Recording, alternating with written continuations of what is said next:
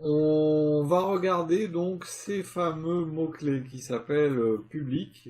Et en fait, il en existe trois.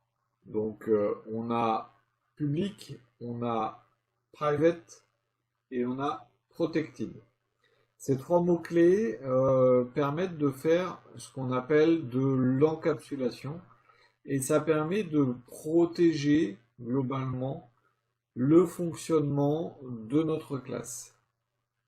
La plupart du temps, on va dire que dans 99% des cas, lorsqu'on déclare notre propriété, dans 99% des cas, on mettra non pas public, mais private.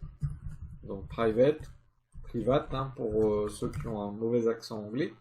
Donc private, vous avez remarqué, j'ai mis private et tout de suite ça me dit que on ne l'utilise pas cette propriété au niveau de notre objet. Alors pour différentes raisons. Il y a aussi statique et const. Oui, statique on verra plus tard, const on verra tout à l'heure. Au niveau de cette visibilité, à partir du moment où vous mettez private et que vous essayez dans votre fonctionnement, donc si on essaie d'accéder à la propriété, par exemple ici on voudrait faire un écho de $compte1 flèche titulaire, alors si j'écris pas la bonne chose, privé, public, bon peu importe, mais ce qu'il faut c'est vraiment vous dire si elle est privée, je ne peux pas y accéder de l'extérieur. Si elle est publique, je peux y accéder de l'extérieur sans aucun problème. Protected, c'est le même principe que privé, mais il y a un fonctionnement légèrement différent concernant les héritages. Donc on va se focaliser sur private. Et donc là, private, titulaire, et donc titulaire, je ne peux y accéder que depuis l'intérieur. Ça veut dire qu'à partir du moment où je passe une propriété en privé, je n'ai plus la possibilité de la lire ou de l'écrire de l'extérieur, mais je vais devoir mettre en place ce qu'on appelle des accesseurs. Les accesseurs sont des méthodes internes à notre objet. Ces méthodes internes à notre objet sont également accessibles de l'extérieur, heureusement, puisqu'elles vont nous permettre de manipuler les valeurs de notre titulaire et de notre solde. Il y a assez souvent la comparaison qui est faite avec une voiture ou un avion, ou peu importe, hein, la personne qui conduit une voiture ou qui pilote un avion. Si on prend l'exemple de la voiture va rouler, va accélérer, va ralentir, va nous permettre de faire pas mal de choses. Et donc, on va avoir la possibilité de manipuler cette voiture sans pour autant aller directement mettre les mains dans le moteur pour gérer l'accélération, pour gérer les freins et ainsi de suite. On va avoir des commandes qui vont nous être faites, qui vont nous être données pour le faire, parce qu'on pourrait éventuellement poser de gros problèmes si jamais on le faisait en direct. Là, le principe de la visibilité privée ou publique va nous permettre de faire ça, de protéger les propriétés de notre classe et de faire en sorte qu'on ne puisse pas faire totalement ce qu'on veut au niveau de ces propriétés. Donc par exemple, titulaire, maintenant qu'elle est en privé, je vais devoir mettre en place ce qu'on appelle des accesseurs.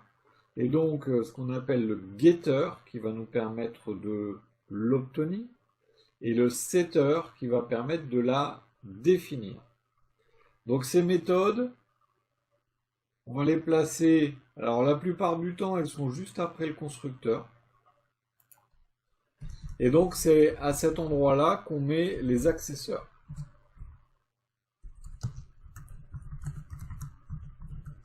Alors ce qu'on voit très souvent, c'est d'abord le getter et ensuite le setter, et regroupé par, par propriété. Donc le getter de titulaire, puis le setter de titulaire. Ce qu'on a, c'est également une convention, donc au niveau du nom. Donc déjà, ce sont des méthodes, donc c'est public function. Et ensuite, pour le setter, le getter, pardon, de titulaire, on va l'appeler la plupart du temps get. Et ensuite, notre propriété avec une majuscule. Get titulaire. Cette propriété get titulaire, cette méthode pardon get titulaire va uniquement retourner la valeur de notre titulaire. Donc ce qu'elle fait habituellement, return, elle retourne this flèche titulaire. Ça nous permet de protéger l'accès au titulaire.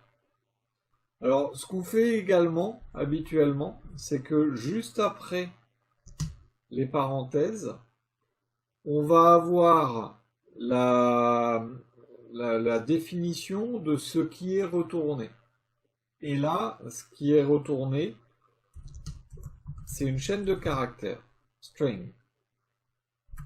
Attention, c'est valide sur PHP 7. Hein. À partir de ce moment-là, on va savoir que getTitulaire va nous retourner une chaîne de caractères et en plus, donc, elle va aller chercher la propriété titulaire. Donc là, vous avez également la possibilité, je vous conseille, hein, de mettre... Oui, pardon, j'ai mis l'espace. Donc, on va avoir donc la documentation, comme d'habitude. Donc là, c'est le getter de titulaire.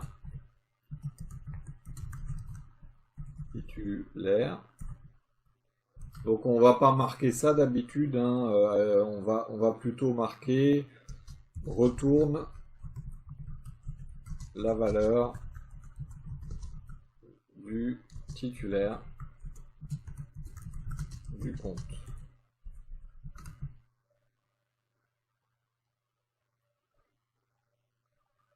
Donc on va on va retourner donc la chaîne de caractères correspondant au titulaire du compte. Donc là, si je veux le titulaire du compte, tout à l'heure j'avais essayé de faire echo $compte1 flèche titulaire. Et bien là, donc si je veux le titulaire du compte, je vais remplacer titulaire par get titulaire directement. Donc au niveau de la documentation, il est bien précisé qu'elle retourne une chaîne de caractères. Hein. Donc ce getter, donc on l'appelle getter, ce getter get titulaire, donc c'est du camel case, hein, avec get en minuscule et ensuite des majuscules en début de chaque mot, va nous permettre d'accéder à notre fonction, enfin pardon, à notre valeur de titulaire. Je vais pouvoir également accéder, enfin écrire pardon, le nom du titulaire. Si je veux changer de titulaire, eh bien je vais faire un setter. Donc c'est public function set titulaire.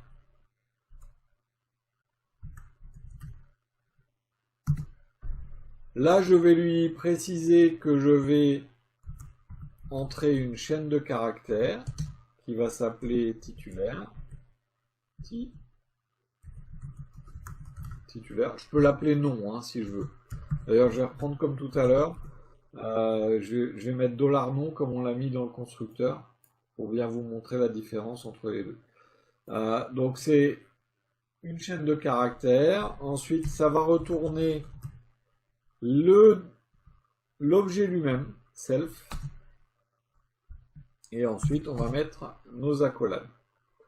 Donc, il retourne l'objet lui-même, c'est-à-dire que on va devoir mettre ici return this. Sinon, il va rester, vous voyez, rester souligné. Au niveau de cette titulaire, eh bien, on va définir notre valeur, tout simplement, en mettant $this, hop là, this, je l'ai écrit en mélangeant les lettres, titulaire, égale $nom. Le problème, si on fait comme ça, c'est que on ne protège pas grand-chose parce que on pourrait imaginer mettre un titulaire qui soit son nom. Là, par exemple, si je lui dis, par exemple, j'ai créé un compte Benoît. Donc là, je fais un écho du get titulaire. Et là, si derrière je fais un $compte flèche 7 titulaire et que je lui mets une chaîne vide, et donc vu que je dois écrire le nom d'un titulaire, je vais vérifier si on a un titulaire. Et donc, if, donc par exemple, $nom, c'est pas un exemple, c'est $nom différent de chaîne vide. Voilà, je mets mon this titulaire égale $nom, et donc je vérifie s'il n'est pas vide. Donc on a bien sûr, on va la documenter, hein, modifie le nom du titulaire et retourne l'objet. Donc nom du titulaire.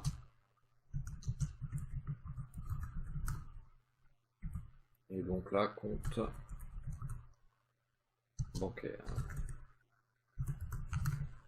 Donc vous avez vu, il a mis un @return avec l'objet compte. C'est un, vu qu'on a mis self. Self est un mot-clé qui représente la classe elle-même. Donc self, c'est la classe compte. Et donc ici, avec le 2 points ici collé à la parenthèse, on lui dit, attention, on retourne le compte lui-même. Et donc c'est pour ça qu'on fait un return $this. Donc ça veut dire que on pourrait éventuellement lui restocker en fait le compte dans une autre variable par exemple. Self c'est la classe, this c'est l'instance de la classe. Donc this c'est compte 1 par exemple quand je suis sur cette instance là. Self c'est toujours directement compte. C'est la classe elle-même. On peut mettre void aussi. Return void, ça veut dire qu'on ne fait pas de return. Donc si Si je mets comme ça, et effectivement, ici, alors, dans ce cas-là, je mets void, ou rien. Et donc, return this, et self, si on veut retourner l'élément lui-même.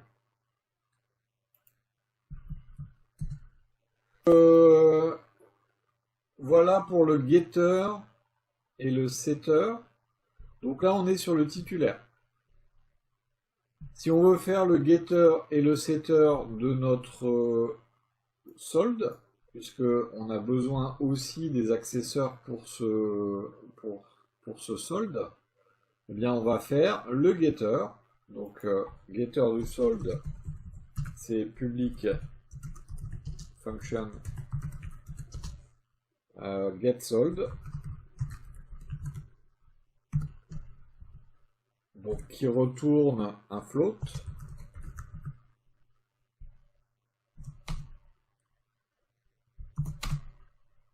Et donc c'est return this solde. Et je peux la documenter de la même façon, retourne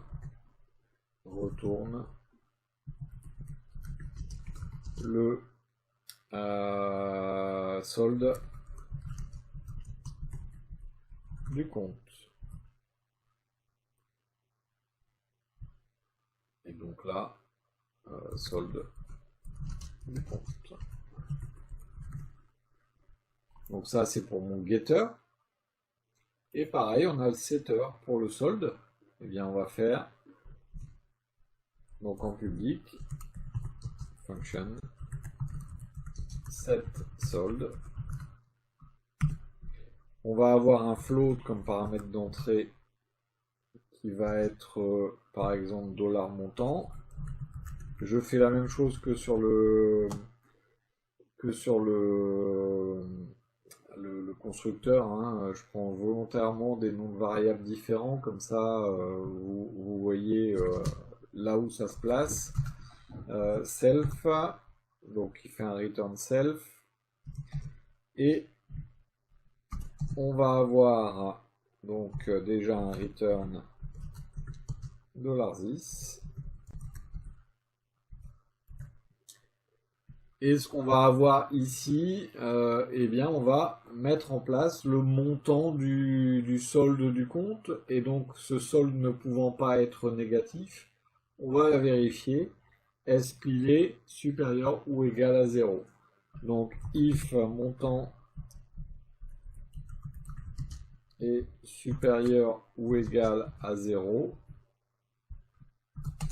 dans ce cas-là, on fait this solde égale $montant. Et là, on va avoir la possibilité donc de définir le montant du solde du compte. Donc on a ces différents accesseurs. Voilà, hop, modifie le solde du compte, montant du solde et compte bancaire. Alors c'est un peu de boulot, hein, tout ce qui est documentation, et vous remarquerez qu'il y a quasiment plus de doc que de code, mais c'est vraiment utile ensuite quand les gens ils vont utiliser vos classes. Voilà, donc si je fais ici, imaginons par exemple là on veut changer le solde du compte et le mettre à 300 €. Eh bien on va faire un dollar compte 1 set solde. Et voyez là il me demande un montant directement. Donc je sais plus, j'ai dit 200 je crois. Voilà. Et donc 200 euros, on dépose 100 et on retire 500. Donc les accesseurs, getter, setter vont vous permettre d'accéder facilement aux propriétés qui sont privées. Ensuite, vous pouvez aussi faire des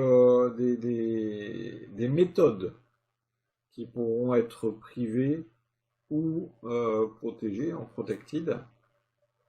Des méthodes ou des fonctions internes au fonctionnement de notre classe.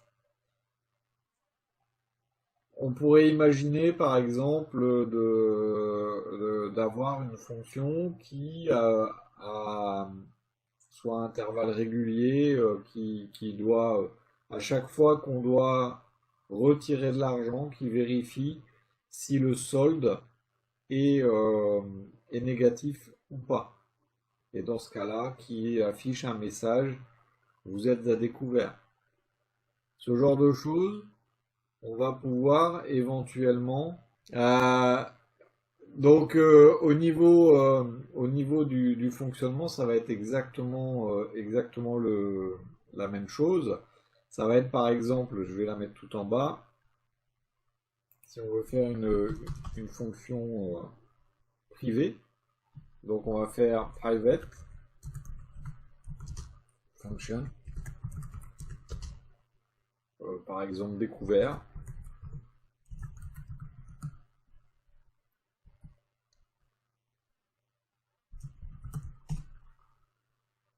Et qui va vérifier if $10 solde est inférieur à 0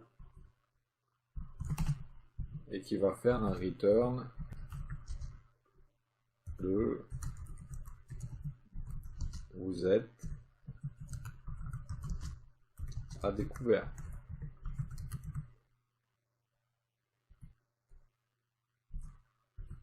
Et pourquoi pas un else disant return. J'ai fait exprès de pas vérifier le solde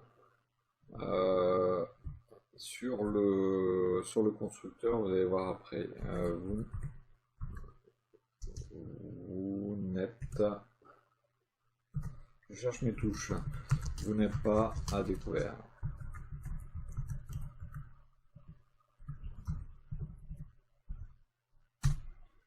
Et donc là par exemple, quand on fait la fonction retirer,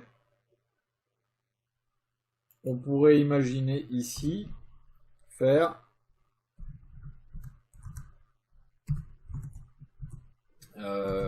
hop, 10 découvert.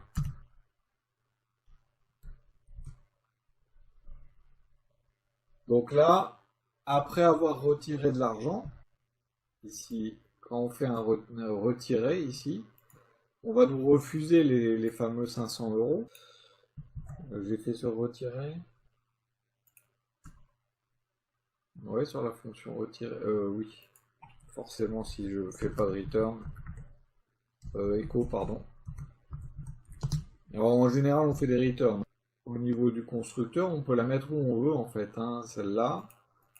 Et faire un echo $10 découvert.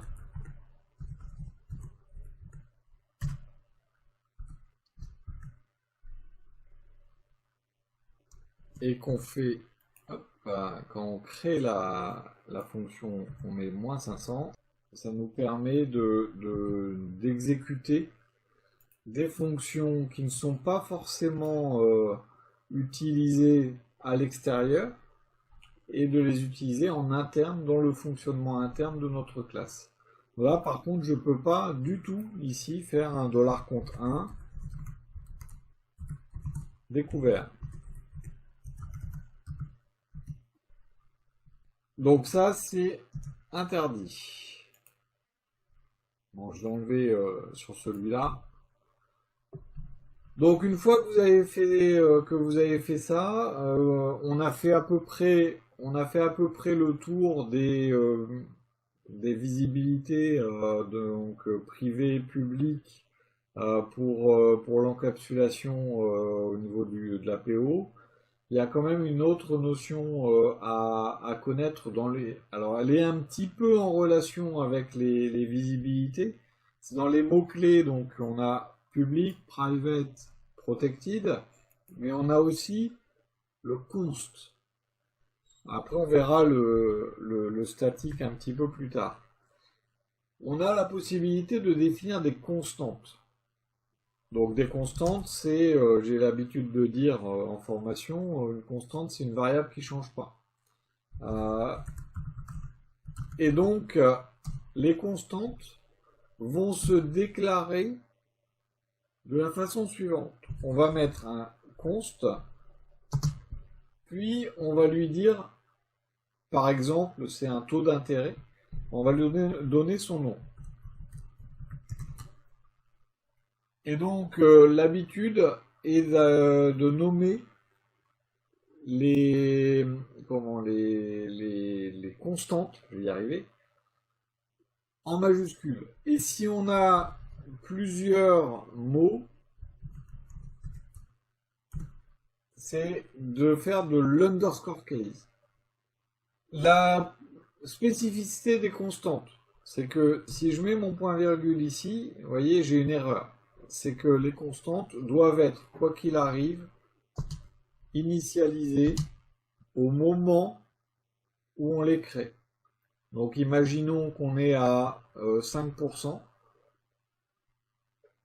Donc soit je mets 5, hein, sinon je mets 0.05 si je veux, hein, c'est des maths après.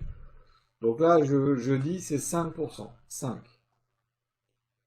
Donc à partir de ce moment-là, les constantes sont des propriétés un petit peu spéciales. Ces propriétés ne sont pas accessibles en théorie directement depuis l'instance elle-même. On accède à la constante par l'intermédiaire de la classe elle-même. Donc pour y accéder, si par exemple je voulais ici écrire le taux d'intérêt du compte et, donc là je vais marquer ici, tiens, echo le taux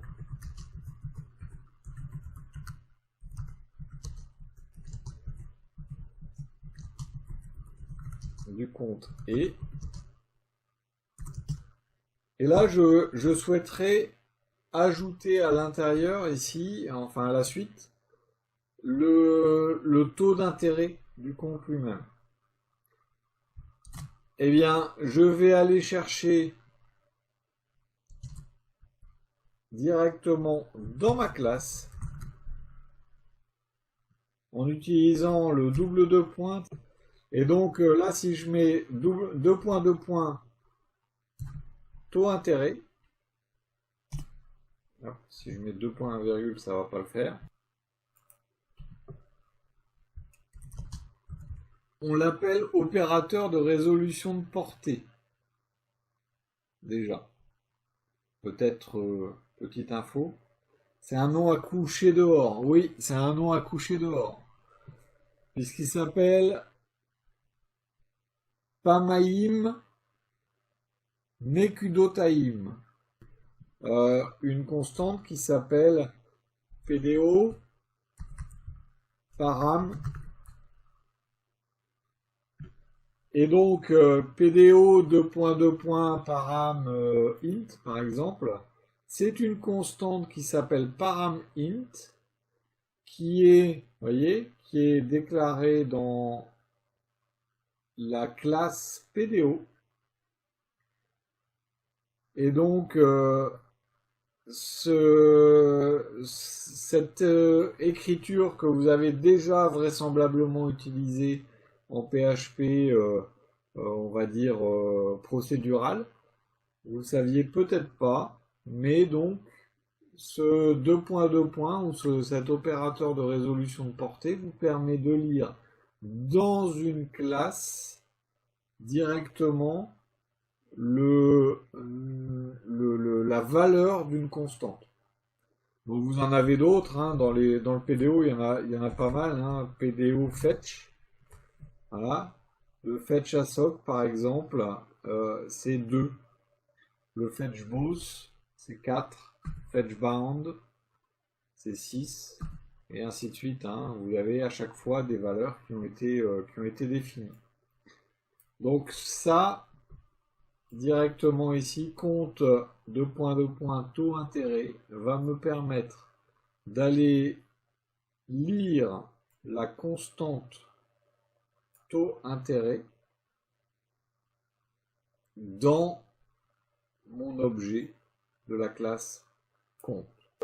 Là, la constante a été définie à l'intérieur de ma classe, et donc cette constante qui est publique, hein, une constante c'est public, hein, par défaut, eh bien vous avez la possibilité de la placer directement de cette façon-là.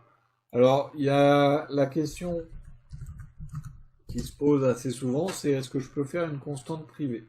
La visibilité publique private va également s'appliquer aux constantes. Et donc là, si je voulais accéder au taux d'intérêt directement à l'intérieur de ma classe, donc on pourrait dire par exemple que avec le constructeur,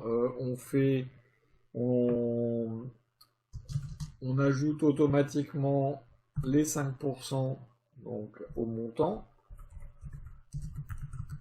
que je multiplie, et là je voudrais les 5%. Donc là, on me propose self, donc self, 2 points, 2 points, et là je peux aller chercher taux d'intérêt, et bien sûr il faut diviser par 100 hein, pour faire des pourcents. Voilà. D'ailleurs, il ne me l'a pas calculé. Comment ça se fait? Je suis bien sur le constructeur. This solde. Ah oui, c'est parce que j'ai un solde. À force de faire des lignes, j'ai un set solde qui est là, qui me le change. Voilà. Par l'intermédiaire directement à l'intérieur, une constante privée. Cette constante privée est ici, et donc j'y accède par l'intermédiaire de self, self étant le nom de ma classe. Directement ici, ma classe compte. Donc le fait d'avoir mis self 2 points 2 points, ça me permet, hop là, je vais y arriver, ça me permet d'accéder directement à ma constante à l'intérieur même de ma classe, vu que c'est une constante privée. Public function toString. Donc la méthode magique toString en fait est une méthode magique qui va être exécutée automatiquement en fait au niveau des objets. Si jamais on veut accéder à la valeur en fait en l'occurrence de l'objet en le transformant en une chaîne de caractères. C'est si jamais on essaie d'afficher un élément ou l'objet lui-même et qu'il n'est pas en une chaîne de caractères, et bien là on lui dit, si jamais tu fais un écho de l'objet compte, et bien tu retournes le titulaire. Alors ça pourrait très bien être ici, return, vous visualisez le compte de $is titulaire, le solde et de $is Hop, ah, je vais y arriver. Solde. Euro. À noter que je fais l'injection de variables directement à l'intérieur des chaînes de caractères. Il y a des versions de PHP sur lesquelles il vaut mieux encadrer directement d'accolades autour. Donc là, j'ai la possibilité de concaténer. Donc les accolades, hein, c'est certaines versions de PHP qui ne supportent pas les propriétés complexes comme celle-là avec la flèche. Oui, bah, c'est une astuce d'anciens développeurs qui a dû développer sur d'anciennes versions de PHP. Donc si vous avez des versions un petit peu anciennes sur la concaténation avec la concaténation de chaînes de caractères, pardon, quelquefois les accolades seront nécessaires. Donc tiens, je vais la commenter celle-là. Méthode magique pour la conversion en chaîne de caractères.